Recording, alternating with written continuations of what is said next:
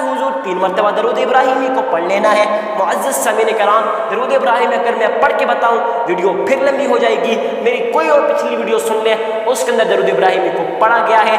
आप लोग अगर हो सके सही तलफ़्फ़ुज़ के साथ पढ़ लें। मुअज़्ज़ज़ सामीन कराम, 3 मरतबा दरूद इब्राहिमी को पढ़ने के बाद आप लोगों ने अल्लाह के हुजूर ये नायाब तस्बीह, ये मुजर्रब, ये आज़मूदा तस्बीह, ऐसी तस्बीह यकीन जाने ये तस्बीह के फ़ज़ाइल बरक़ात मैंने आपको वीडियो के स्टार्ट में बता दी हैं।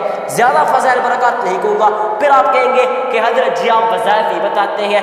और मुअज़्ज़ज़ सामीन कराम, आप लोगों ने सदका देने के बाद 3 मरतबा दरूद इब्राहिमी को पढ़ने के बाद या फत्ताहु या रज़्ज़ाक़ु 313 मरतबा पढ़ लेना है। 313 मरतबा 313 टाइम पढ़ लेना है। उसके बाद फिर 3 मरतबा दरूद इब्राहिमी को पढ़ लेना है। अगर फिर भी आपको किसी चीज़ की समझ नहीं आती, आप लोग कहते हैं हज़रत हमने पूरी वीडियो तो वाच की है पर किसी चीज़ की समझ नहीं आई, आप लोग कमेंट सेक्शन में हमसे पूछ सकते हैं या फिर चैनल की डिस्क्रिप्शन में हमारा व्हाट्सएप नंबर दे दिया गया है।